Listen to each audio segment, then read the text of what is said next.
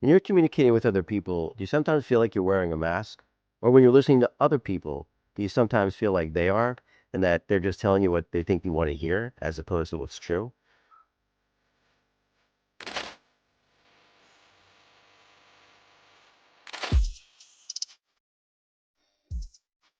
Well, I'm going to talk to you a little bit today about the 4 reasons why you have to learn how to communicate authentically. I'm going to give you a couple of tips and tricks on how to do so. The first reason it matters is it builds trust and credibility. It's that subtle thing that you can't necessarily define it, but you know it when you see it.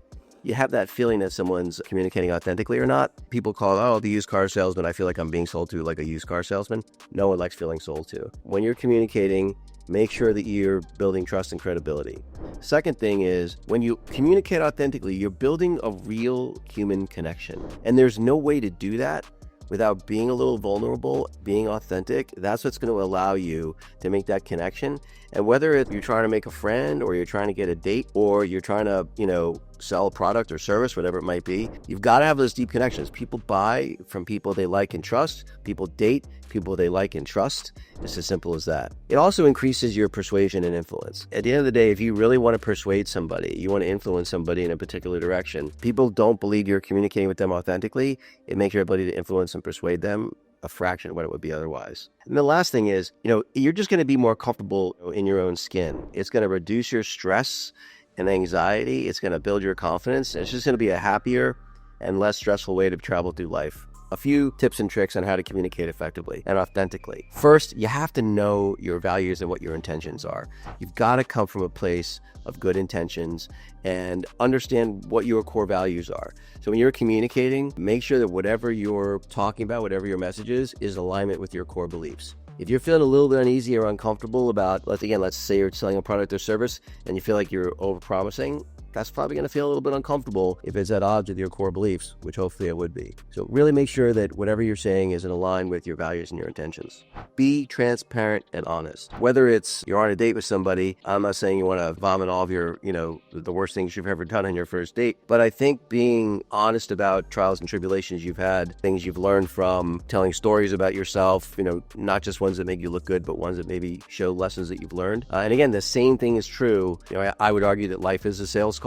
So whether it's, like I said, getting a date, selling a product or service, building friends, building a professional network, honesty and transparency, when it's genuine, people can tell. Use personal stories. Being a great storyteller, I was going to say, if there's one skill that I think people do not spend enough time on, is becoming a really good storyteller. You've all had that person that is telling you a story, and in your head, you're like, for the love of God, please get to the point. And oftentimes that person has no idea. My experience is, people that are terrible storytellers, not only are they not aware that they're terrible storytellers, but they frequently think that they're good storytellers. I would actually recommend that when you think about the things that you're trying to communicate, and again, I'll just use the examples of a date, a networking event, or a sales pitch, trying to raise money from investors, I'll call that a sales pitch as well. Think about the 6, 8, 10 stories about yourself that demonstrate your core values. Instead of saying, I'm an honest person of integrity, tell a funny story that demonstrates your honesty and integrity. Instead of saying, I'm a hardworking guy and I always find a way to get it done, tell a funny, interesting story that demonstrates that. And practice telling that story. Again,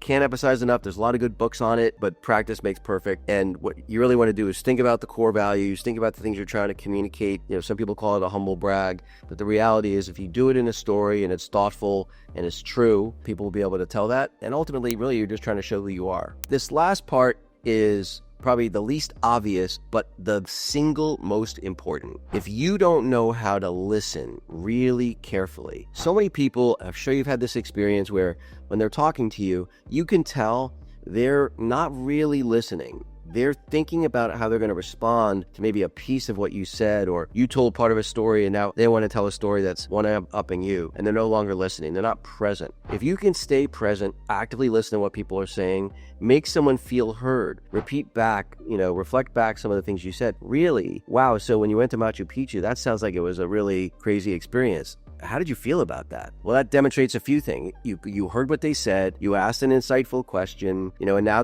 people love to talk about themselves. I always say that if you're ever on a job interview, if they're doing 70% of the talking and you're doing 30%, that interview is going really well. If you're doing 70 or 80% of the talking, you're not going to get that job.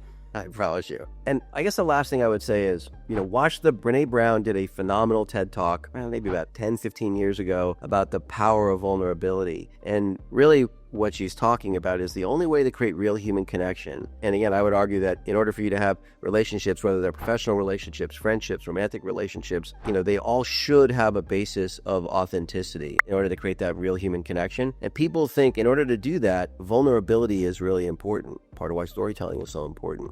But you can be vulnerable in a way that people think of vulnerability as being exposed, like you're at risk. I believe you can be truly vulnerable and not be putting yourself at risk in the way people normally think about it. And ultimately, if you want to have any long-term relationship with somebody, regardless of the nature of it, they're eventually going to get to know who you are. So the more you can be authentic up front, the better selection bias both can apply to whether you want to have people in your life or not. Anyway, communicate authentically, and if you do so, it'll change your life.